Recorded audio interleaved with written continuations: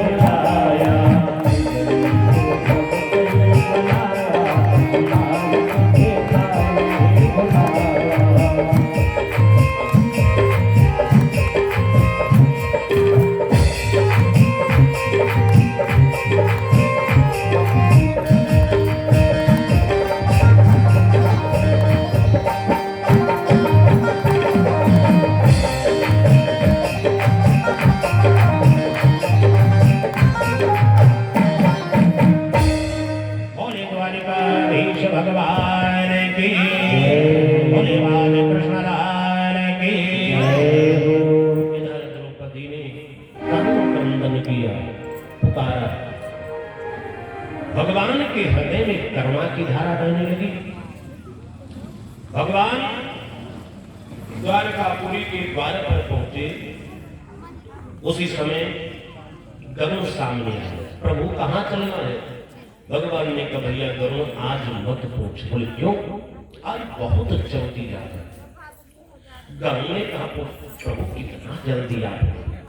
भगवान ने कहा सुनो भैया गरुड़, एक क्षण के अंदर द्रौपदी के पास पहुंचना। यदि ना पहुंचा ना, अरे तो द्रौपदी लाज जाने के पहले प्राण छोड़ देगी। एक क्षण में पहुंचना है। गरुड़ ने हंस दिया, धन्य हो महाराज। अरे आपने तुम्हारा चाल ही नहीं देखा। इस तीनों लोग 14 भुवन में सबसे तेज में चलता है। अरे आप एक क्षण की बात करते हो। काया क्षण माही द्रौपदी पहुंचाई रे।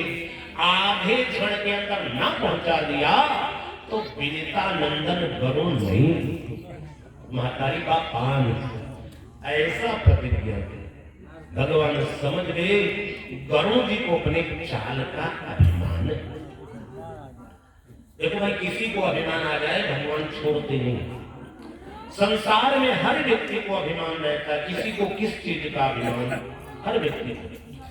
संसार में 6 चीज होते हैं जिनको पाने के बाद आदमी अभिमानी होता। वो 6 चीज कौन है?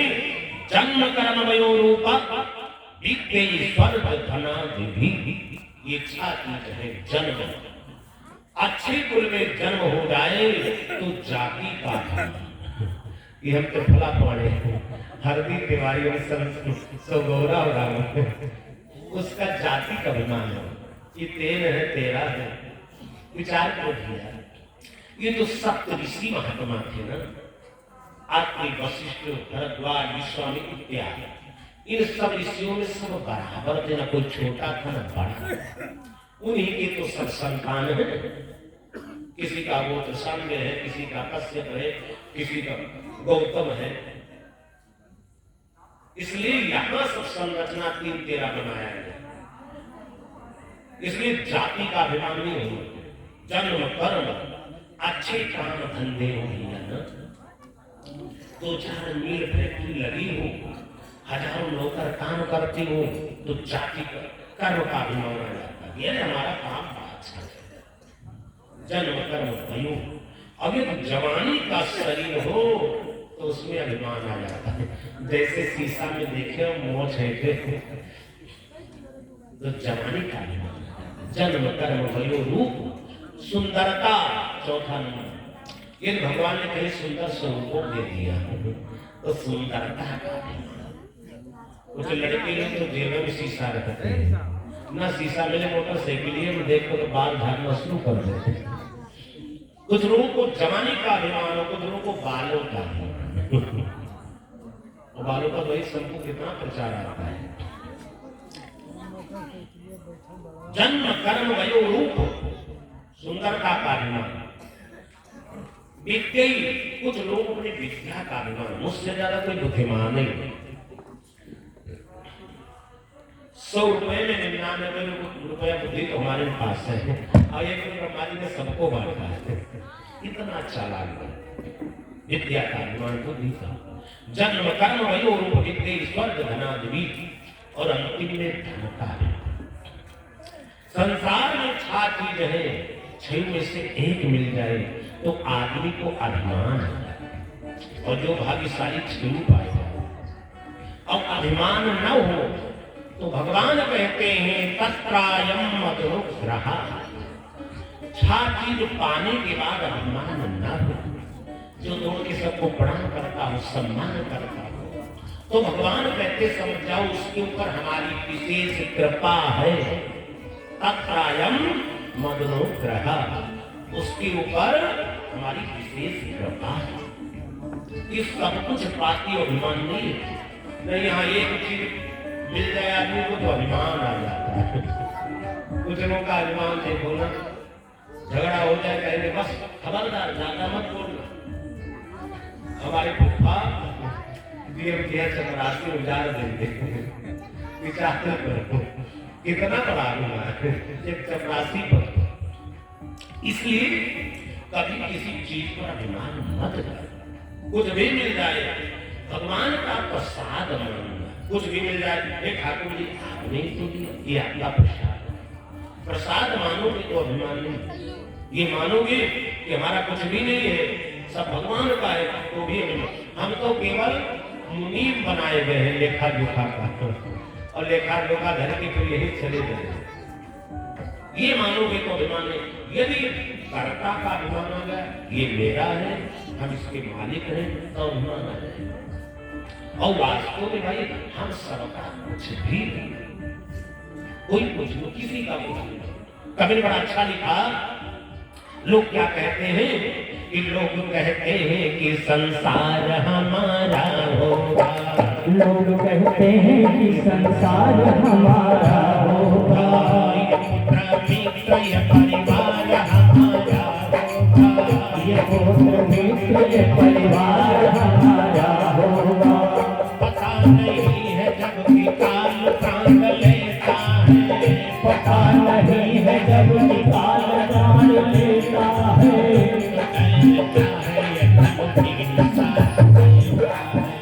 तो मेरे क्या है ये तनवीर साथ देता है, तो मेरे क्या है ये तनवीर साथ देता है। किसी भगत ने बड़ा अच्छा लिखा कि लोग कहते हैं कि संसार हमारा होगा, कि सारा संसार हमारे है, ये पुत्र मित्र पत्नी ये परिवार हमारा होगा। लेकिन भैया पता नहीं है जबकि काल प्राण लेता है तो गैर क्या है, ये तन भी न साथ देता है। अंतिम समय में शरीर भी साथ नहीं देता है। क्या होता है, जैसे प्राण निकला घर वाले कहते हैं जल्दी बाहर निकालो नहीं तो भूत हो जाएगी।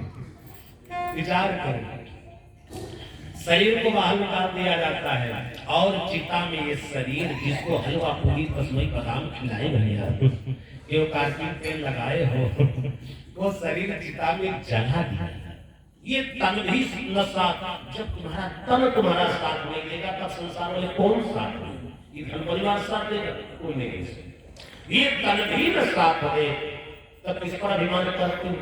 साथ वही चीज देता है कि धर्मान गो गच्छत जीवये कहा, जो आपने धर्म किया है पूर्ण किया है वही तुम्हारे साथ है, और जो पाप किया है वही तुम्हारे साथ है।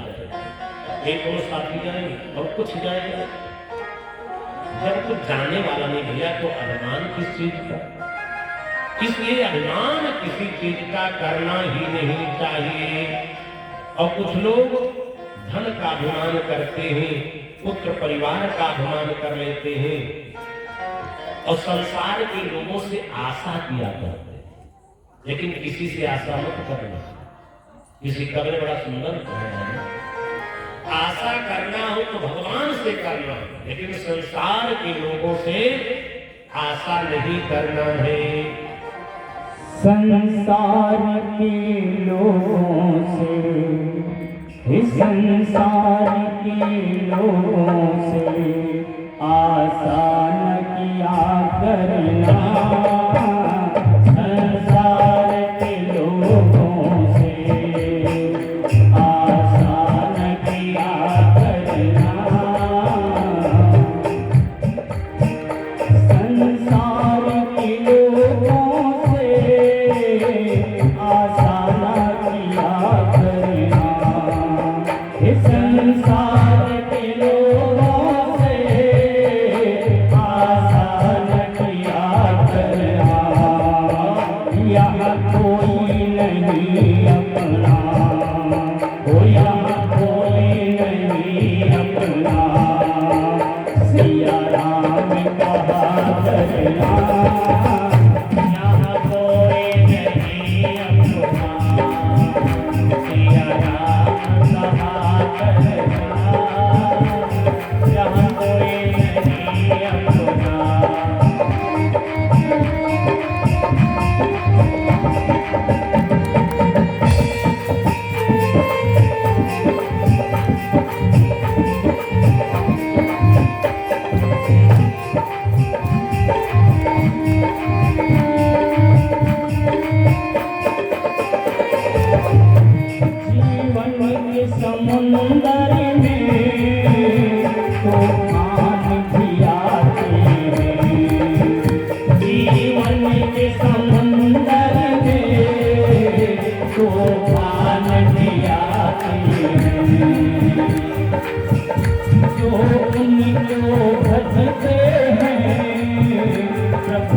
राज बचाती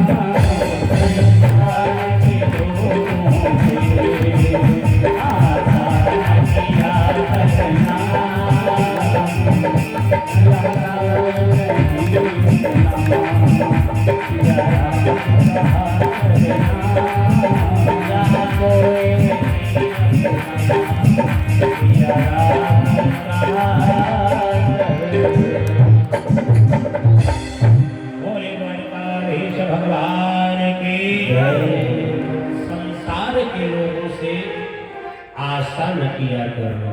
देखो द्रौपदी ने संसार का भरोसा किया, कोई बचाने आया कोई नहीं, क्यों हमारे भगवान ही राज था, काज था, पांचों पांडु कौन है।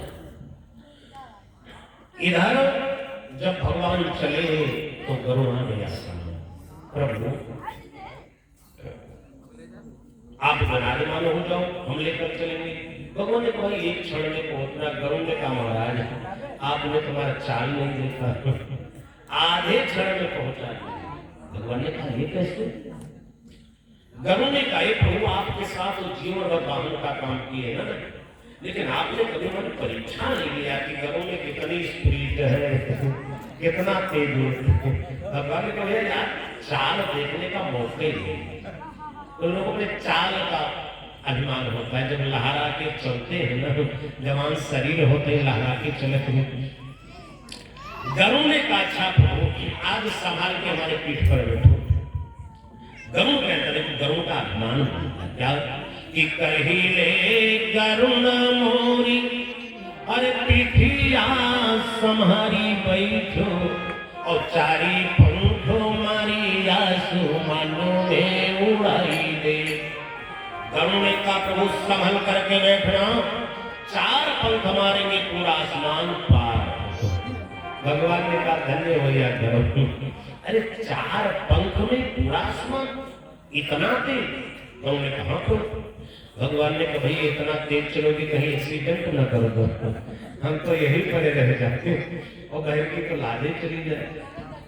गरुड़ ने कहा प्रभु ऐसी बात करते हो, हमारे सामने कौन आ सकता है? का छोटे मोटे करई के गिनती करत नहीं और चोचन से मारी चांद सूरज डुबाई दे। छोटे मोटे नक्षत्र की बात नहीं करता, सामने सूर्य चंद्रमा आ जाए एक ही चोट मार दूंगा सीधे हस्ताक्षर, और कहीं दूसरा चोट लगा दी सीधे पाताल। भगवान बहुत से धन्य हो भैया गरुड़, ये तुम्हारा चोट है कि इंद्र का वज्र हो गया। गरुड़ ने कहा महाराज फिर भूल करते, और इसी चोट से इंद्र का वज्र हार गया। बोले कब? गरुड़ ने कहा सुनो महाराज पूरी बातें बता दे। हे महाराज जब हम 12 वर्ष की अवस्था में थे तब मैंने देवताओं को जीता है। अब 12 वर्ष नहीं, बचपन नहीं, अब तो हम जवान हो गए। देखो गरुड़ जी का अहंकार कैसे बोलता है, भगवान के सामने जो ऊंची आवाज में बोलता है उसी सेवा अपराध लगता है। भगवान के पास जो अभिमान करता है उसे भी पाप लगता है। गरुड़ ने क्या कहा महाराज कायमृत के कुंभ और बचपन में ले ली हम, बचपन में देवताओं को जीत करके अमृत का घड़ा छीन लिया था। ये बचपन की कथा है। और या तो जवानियां दिखाई दे, अब हम जवान हो गए, अब जवानी का बल दिखा देंगे। काया तो जवानियां दिखाई दे, अब बिनता के पूत तब मनिहा कन्हाई मोही, और याद क्षण मही द्रौपदी पहुंचाई दे। आधे क्षण के अंदर न पहुंचा दिया तो बिनता नंदन गरुड़ नहीं। बोले द्वारिकाधीश भगवान की जय। जैसे कनी प्रतिज्ञा भगवान गरुड़ ने किया, भगवान खिलखिला के हंस पड़े। धन्य हो भैया गरुड़, तुम हमारे साथ ही रहते थे लेकिन तुम्हारा बल आज तक नहीं जाने। इतना चाल है, इतना तुम्हारे अंदर बल है। ठीक है भगवान गरुड़ पर बैठे, अब गरुड़ के अभिमान को भी तोड़ना है। भगवान कहते हैं संसार में हमको सब कुछ अच्छा लगता है, एक चीज अच्छा नहीं लगता क्या कि गुमान गोविंद भावत नहीं। अभिमान हो गया भगवान छोड़ते नहीं, धन का अभिमान हो गया तुम्हारा धन संहार कर देंगे, पुत्र परिवार का अभिमान होगा उसको उठा ले जाएंगे। इसी का अभिमान मत करना, ये भगवान की नजर लग जाएगी। भगवान को सब बर्दाश्त है, अभिमान नहीं करता। इधर भगवान गरुड़ पर बैठे, गरुड़ बड़े वेग से चला, इतना बल लगा दिया। जीवन में प्रतिस्पर्धा जीतना है ना, इसलिए इतना तेज चला है कि मैं ना कह कि मैं मोरुणा थी गंगा ने और मन मार्ग ब्याहतम, इतना तेज से चला संसार में हाहाकार मच गया। अब विचार करो, एक हेलीकॉप्टर जाता इतना आवाज, जब गरुड़ जी चले होंगे तो इतना तेज। संसार में सब घबरा गए, अरे यहाँ लक्ष्मी घबरा गई, कि कमल चकित है विलोकती की सेहा। लक्ष्मी का अरे क्या हो गया नारायण को, अरे इतना वेग करूं जितने भी सब हाहाकार मच गया। और गरुड़ ने तो पूरा बल ही लगा दी। और उधर द्रौपदी की अंतिम पुकार चल रही थी। जब द्रौपदी ने अंतिम पुकार में एक शब्द कह दिया, द्रौपदी के मुख से निकला कि जय सारंधर और जय असुरारी और जय गोपाल गोवर्धनधारी। बोले गोवर्धनधारी भगवान की जय। द्रौपदी ने एक बात कह दी जो हमारे भगवान को बर्दाश्त नहीं। द्रौपदी ने कहा, द्वारिकाधीश, हे सारंगधारी, हे वृंदावन बिहारी, हे गोवर्धनधारी, क्या हमारी लाज गोवर्धन पहाड़ से भी वजनदार हो गई? क्यों नहीं आते लाज बचाने के? जय से इतना बात कही, भगवान को बर्दाश्त नहीं। भक्त के आंसू भगवान बर्दाश्त नहीं करते। भगवान सब सहन कर लेते लेकिन अपने भक्त के आंसू को नहीं बर्दाश्त करते। उसी समय भगवान गौ से कूद पड़े और जब कूदे हैं ना तो भगवान के पीतांबर में गरुड़ का पंख बच गया। और जब बच गया तो गरुड़ घसीटता हुआ चला जा रहा है। जब 12 किलोमीटर घसीट गया तब गरुड़ ने भी चिल्लाना प्रारंभ कर दिया कि पाही माम गोविंद और पाही माम शरणम गता। हे गोविंद रक्षा करो, रक्षा करो। भगवान ने पूछा किससे रक्षा करें? गरुड़ ने कहा, हे महाराज, अरे द्रौपदी की तो लाज बचाने जाए और गरुड़ के तो प्राण ही जा रहे हैं। अब हमारा पहना अंग पंख सब टूटा जा रहा है। भगवान ने घूम करके देखा, गरुड़ जी विकल है, अपना पीतांबर खोल के छोड़ दिया। गरुड़ जी पीतांबर को लेकर धरती पर आए हैं। मूर्छा दूर हुई, होश आया, पीतांबर से पंख छुड़ाया। तब गरुड़ ने हाथ में, धन्य हो द्वारिकाधीश, आपने हमारे चाल को बेचाल कर दी। हमें यही अभिमान था संसार में सबसे तेज हम ही चलते हैं और आपने एक छलांग लगाया तो हमारा चाल को बेचाल हो गया। और उस समय गरुड़ जी का अभिमान टूटा। भगवान को प्रणाम किया कि यत्र योगीश्वर कृष्ण, हे प्रभु आप सर्वेश्वर हो। संसार में एक से एक लोग बड़े पड़े, इसलिए किसी चीज पर अभिमान मत करना। संसार में एक से एक लोग हैं, किसी चीज पर अभिमान मत करना। इधर भगवान पहुंच गए द्वारी पर, हस्तिनापुर के राजसभा में, जहां पर लाडली द्रौपदी खड़ी है, घुंघराले बाल है, नेत्रों से इतना आंसू गिरा है, पूरा बदन भीग गया। ऐसे हाथ जोड़े खड़ी है, नेत्र बंद है। द्रौपदी के मुख से एक ही शब्द निकल रहा था, बस भगवान का नाम। क्या शब्द निकल रहा था? रह रह करके गला अवरुद्ध हो चुका था कि गोविंद मेरो है, गोपाल मेरो है, गोविंद मेरो है, गोपाल मेरो है, गोविंद मेरो है, गोपाल मेरो है। दीवा के बिहारी नंदलाल मेरो है, दीवा के बिहारी नंदलाल मेरो है, गोविंद मेरो है, गोपाल मेरो है, गोविंद मेरो है, गोपाल मेरो है। दीवा के बिहारी नंदलाल मेरो है, दीवा के बिहारी नंदलाल मेरो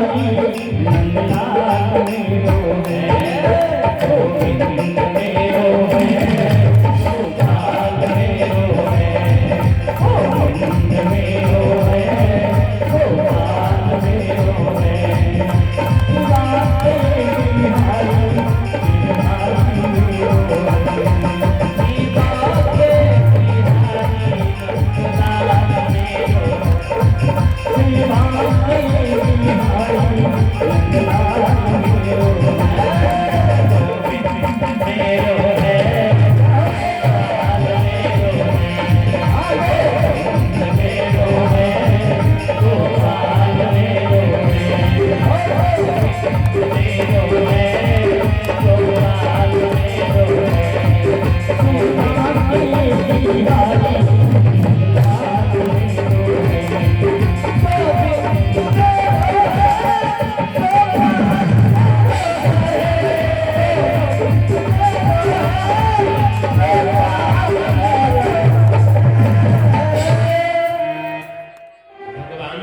ये कीर्तन भगवान को अति प्रिय है।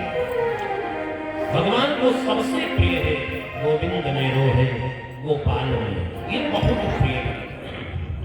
इसलिए हर व्यक्ति को अपने घर में 5 मिनट यही कीर्तन करना चाहिए। पूजा करने बैठो बस यही ध्यान करते रहो कि गोविंद मेरो है गोपाल मेरो है, गोविंद मेरो है गोपाल मेरो है, गोविंद मेरो है गोपाल मेरो है। मेरी बांके बिहारी नंदलाल मेरी बांके बिहारी नंदलाल मेरो है। ये कीर्तन भगवान को बहुत प्रिय है। लेकिन हम लोग ये कीर्तन नहीं करते। हम लोग क्या कीर्तन करते हैं? सब लोग हर व्यक्ति यही कीर्तन करता है। क्या? अब ध्यान से सुनना। गोविंद मेरो है ये हम लोग नहीं कहते, गोपाल मेरो है नहीं कहते। कुछ लोग कहते हैं गोविंद गोपाली जसोदा ड्यूटी की है। हम लोग वो कीर्तन करते हैं कि घर बार मेरो है ये परिवार मेरो है, घर बार मेरो है परिवार मेरो है, घर बार मेरो है परिवार मेरो है। ये दुनिया भर की दौलत मोटर कार मेरो है, ये दुनिया भर की दौलत मोटर कार मेरो है, ये दुनिया भर की दौलत मोटर कार मेरो है। परिवार मेरो है परिवार मेरो है। हाँ, घर बार मेरो है परिवार मेरो है।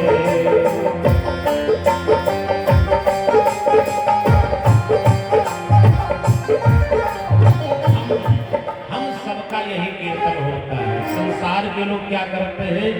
ये घरबार मेरो है, ये खेत मेरो है, ये परिवार हमारा है, सब यही कहते हैं। ये दुनिया भर की दौलत मोटर कार मेरो है। कोई पूछ ले, हाँ भैया हमारे ये हमारा है। यही अहम भाव। आदमी कोई चीज में जीता है, इसमें अहम में और बाहम में ये भ्रम हमारा है। अरे पागल, इस धरती में पता नहीं कितना लोग चले गए, ये मेरा मेरा कहते हैं। इसलिए अहम और बहम निकाल। हमारा तुम्हारा कुछ भी नहीं। जिसको कहते हैं हमारा तुम्हारा तो धर्म और केवल भगवान का भजन वही। तो भगवान को ये भजन बड़ा अच्छा लगता है। गोविंद मेरो है गोपाल। द्रौपदी के मुख से निकलना था गोविंद मेरो है, भगवान बगल में खड़े हुए। लेकिन द्रौपदी नेत्र बंद की थी। भगवान समझ गए कि एक व्यक्ति ने नेत्र बंद है। भगवान ने कहा मुझे ही बोलना पड़ेगा। भगवान ने कहा ये तो बहुत पुकार की थी, अब हमको पुकारना पड़ेगा तब ये सुनेगी। तब भगवान द्रौपदी के कानों के पास पहुंचने कहना प्रारंभ किया कि आँखी उघार निहारतनी और बहनी के गुहारों में भाई खड़ा बा। परिवारिकाधीश भगवान की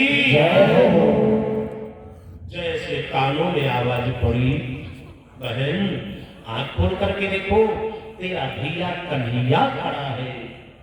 जैसे द्रौपदी के नेत्र खुले, द्रौपदी ने भगवान द्वारिकाधीश को देखा। द्वारिकाधीश ने द्रौपदी को देखा। भक्त भगवान का द्रौपदी दौड़ी और भगवान को अंकमारों पे हृदय से लगा। और हृदय से जब भक्त भगवान का मिलन हुआ, देवता फूल बरसाने लगे, बोले भक्त भगवान की जय। और रो करके द्रौपदी ने एक बात ऐसी कह दिया कि भगवान को क्रोध आ। क्या द्रौपदी ने कहा?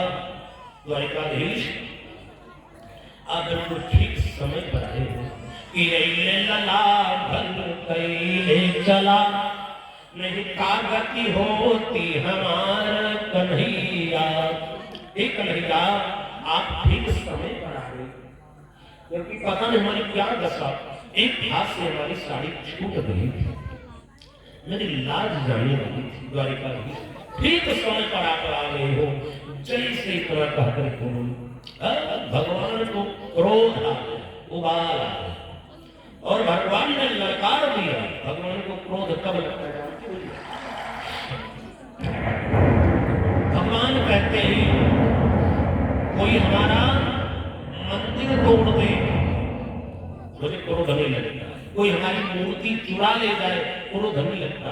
हमारी मूर्ति को खंड खंड काटे, मुझे क्रोध नहीं लगता। उसको हम भस्म कर दो, हमारी मूर्ति को नाली भूले में गाड़ो, मुझे क्रोध नहीं लगता। हम समझते मूर्ख है, पागल है, ये जानता है दुष्ट कि ये सोना चांदी भगवान बैठे हैं, ये मूर्तियां बैठे हैं। तो कण कण में व्याप्त है, सर्वम विश्वमयम जगत। नाराज नहीं हो, मूर्ति चुरा ले जाए, कुछ भी करे। ये भगवान नाराज होते तो ये दुष्ट राक्षस लोग जो मंदिर से मूर्ति चुराते हैं, दंगा हो जाए, जिनके मंदिर तोड़ते हैं पापी राक्षस, तो भगवान इनका नाश कर देते। लेकिन भगवान बड़े दयालु, भगवान कहते पागल है, समझता है मूर्ति चुराने से नाराज नहीं। बोले नाराज तो होते हैं। भगवान कहते हैं कि कोई अपराध भगत कर करई और राम रोष पावक सुजरई। जो हमारे भक्त को परेशान करता है, मेरे भक्त के नेत्रों में जब आंसू आता है तब मुझे क्रोध आता है।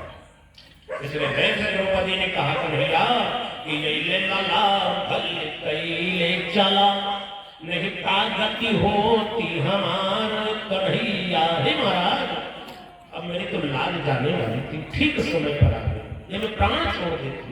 भगवान को लगा क्रोध, नेत्र लाल, ललकार दिया। द्रौपदी बहन क्यों घबराती हो कि पाटी खड़ा पीर नायक देखा और बाघु बियानी बके करमाई।